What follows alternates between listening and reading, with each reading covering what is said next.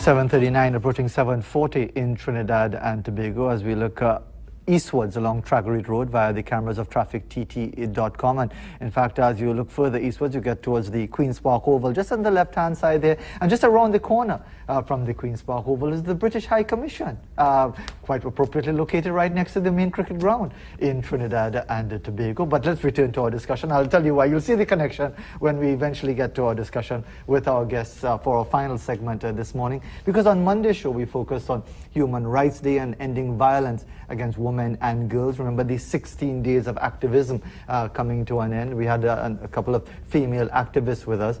Today, let's put the focus on men and hashtag Let's Talk TT. It's the third installment and aims to provide a safe platform for men to speak on issues that affect them, including male stereotyping, gender equality. It's an initiative led by the British High Commission. Yes, it's not all about Brexit. They have a lot of other things to talk about as well. Maybe if they round the corner by them have the best doubles in Trinidad and Tobago, you never know. That might be part of the discussion as well.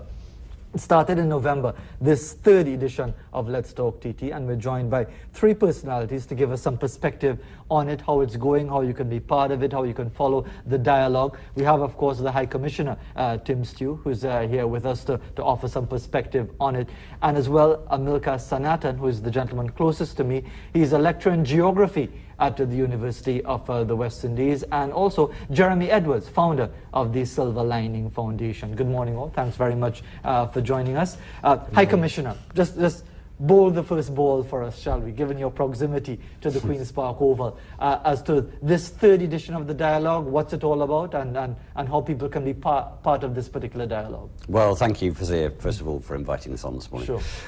Yeah, I mean, this is an initiative we launched in spring of 2017, jointly with the European Union Delegation. And as you said, it's there to provide a platform for local voices to talk about issues around gender-based violence, stereotyping, and those sorts of issues, because they're really important. They're really important to my government because they're things that we tackle ourselves in the UK, and they're important to me as a person. I'm a father and a brother, as well as a diplomat, and so I have a personal strong interest in this. And we've launched, as I say, last year we talked quite a lot about gender-based violence. We used an online platform to do that. Streaming live on Facebook, a discussion between government and civil society and private sector, and then followed that with some other events. And what those told us was that we were focused very much on women, because of course it is women who often are the victims of this violence. But what it told us that we needed to hear more men's voices on the discussion, because it was really only hearing the woman's perspective. And men, as well as being perpetrators of violence, are also the victims of it. Indeed. And Jeremy Edwards, just tell us as to why you're on board with this particular initiative. Why do you see this as something worth supporting, and men especially getting involved in this particular dialogue? Definitely. And I'd like to answer that question first by referencing one of the first interviews we gave, which was on your show in 2013. And Silver Lining Foundation addresses bullying and violence within the framework of sexual diversity. And you asked then, why is bullying important, given that there's crime and issues in the economy happening and so forth?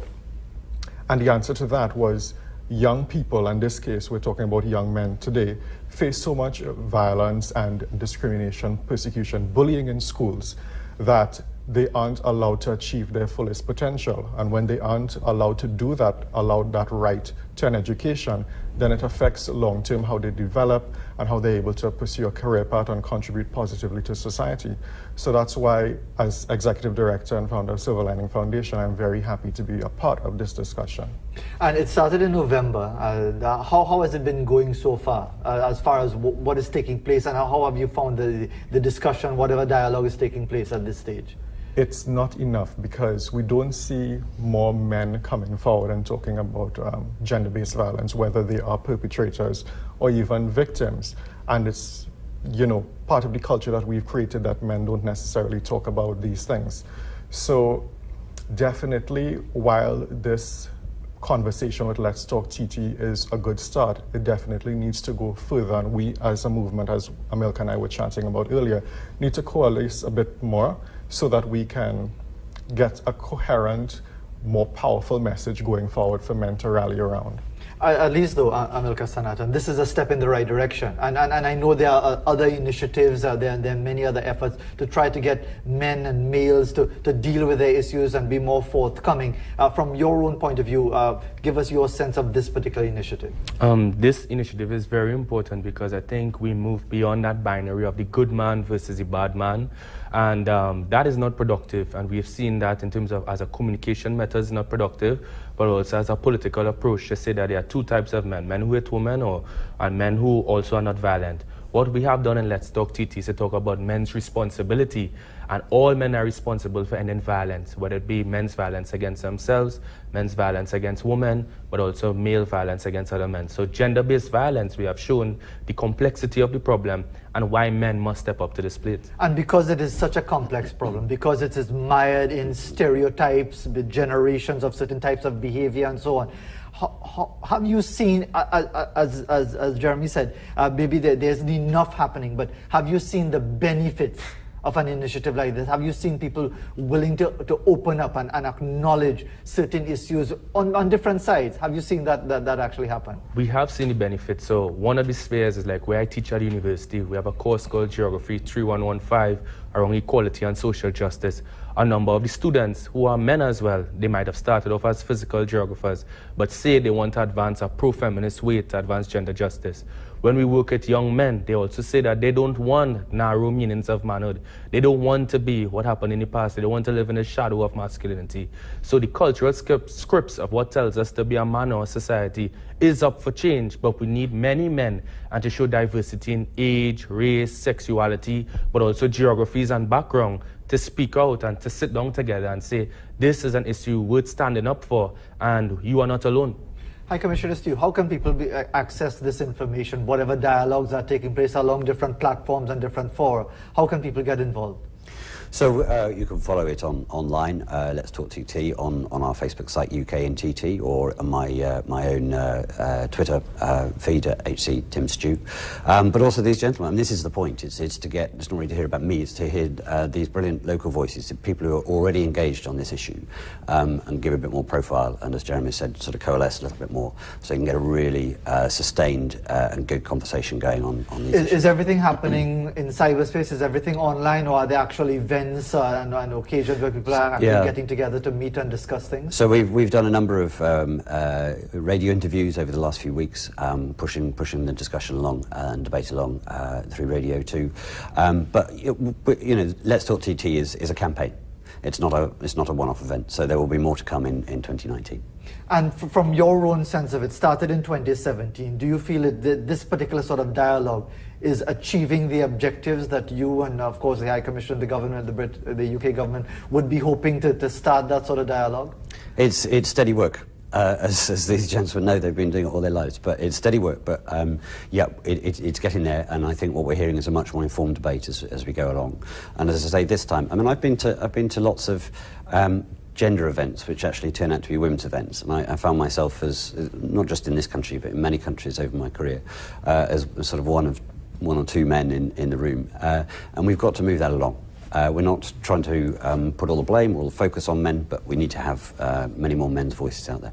And Jeremy Edwards, tell us a bit more about the Silver Lining Foundation. But I'm glad you reminded me about the first time you were here in 2013, because at my age, the memory fades very quickly. But if people want to find out a bit more about the foundation itself, you could tell us a bit more, and indeed how they can access the services of your organization. Right, so you can find us on Facebook, the Silver Lining Foundation, or on our website, silverliningtt.com. Our services are really education-based. So we provide group therapy and counseling to LGBT kids as well as their parents, and we also do Safer Schools teacher training as well for teachers who want to learn how to manage a diverse classroom and manage differences, whether it be on sexual orientation, gender, race, creed, class. We offer that kind of training to them. So it's free and accessible, you can reach out to us and we are more than happy to accommodate schools. And are you seeing more men, more boys, more young men being part of this discussion, being more willing, and that, are we going to see the day very soon, the next time the High Commissioner turns up on a gender-based event, there are actually as many men as women in the room? Not as yet, but we are seeing more men coming forward. Even in our own events, I think, and in our own organization, a lot of people critique us and say, we're only seeing men in our organization. And that's a good thing. I think it's a good thing for an organization like ours that deals with gender-based violence and LGBT issues and stuff. So definitely this is one of the platforms.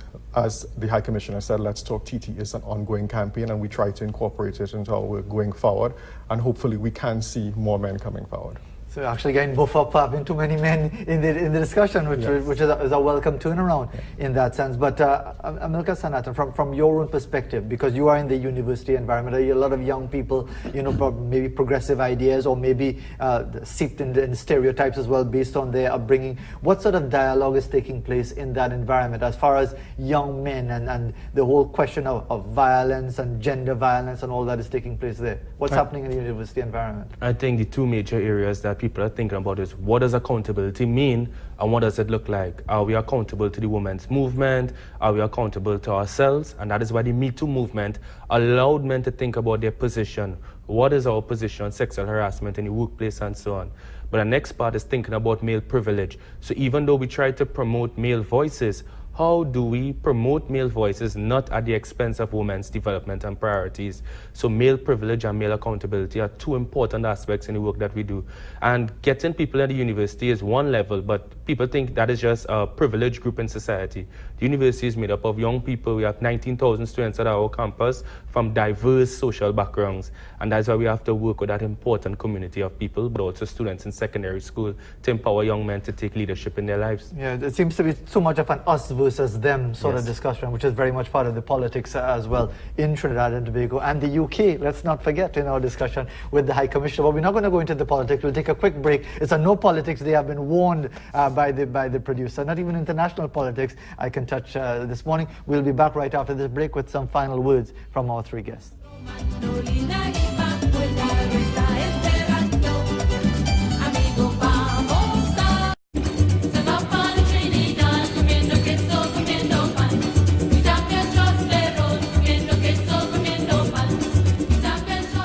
7:56 in Trinidad and Tobago. As we continue to look at that Traggery Road area, just around the corner from the British High Commission, where the High Commission has a lovely view of the pitch, where unfortunately he won't be watching any Test cricket involving the West Indies and England, because England won't be coming to Trinidad and Tobago next year during their tour of the Caribbean. They're going to their more popular venues like Barbados and Antigua and St. Kitts and St. Lucia. But we're right here in downtown Port of Spain with our three guests: High Commissioner Tim Stew, the British High Commissioner. We also have Jeremy Edwards, founder of the Silver Lining Foundation, and Amílcar Sanatan, lecturer in geography at the University of the West Indies. We're talking about the third iteration of hashtag Let's Talk TT. Lots of discussions related to males and men's issues that are happening online, and we've given you the contact information as well. In the few minutes that we have left, Amílcar Sanatan, any particular issues that you wanted to highlight that you felt should be relevant to the discourse? Yeah, I'd just like to reiterate the importance of campaigns such as Let's Talk TT.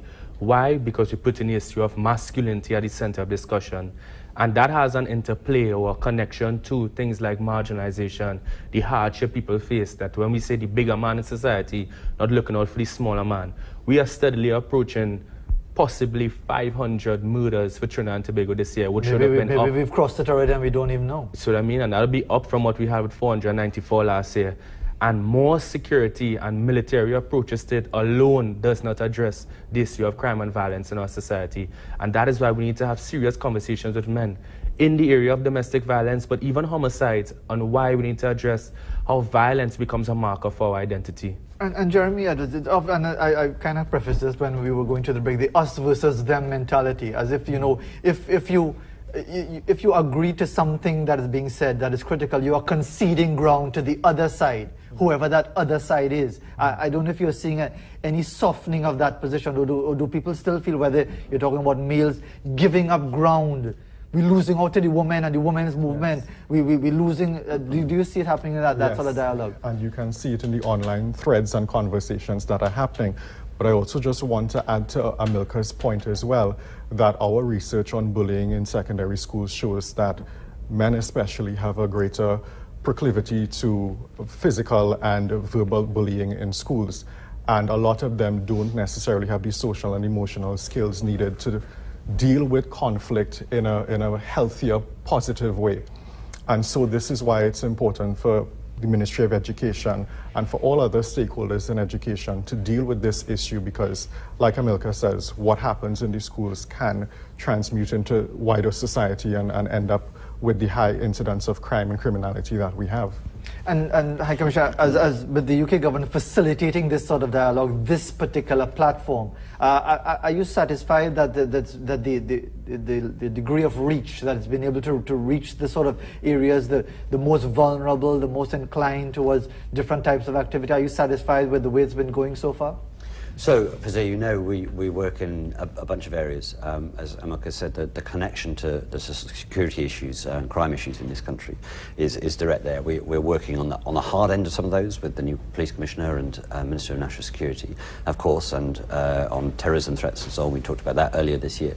But this may feel like the softer end. But it's so vital that we have this debate and we have this discussion and we hear those men's voices. Have we got far enough? No, not yet. We want to hear a lot more, and we need to hear a much wider range.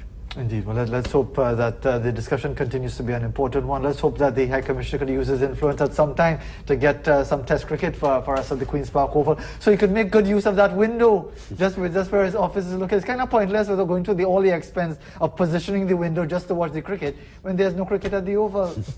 Doesn't make a lot of sense. Maybe that's for another different talk TT in that sense. Gentlemen, thanks very much for joining us this morning. Let's hope the discussion continues and is certainly very productive. And people are willing to open up and be far more honest about these different issues that are very, very relevant to us here in Trinidad and Tobago. We'll take a quick break and I'll be back to wrap up the show.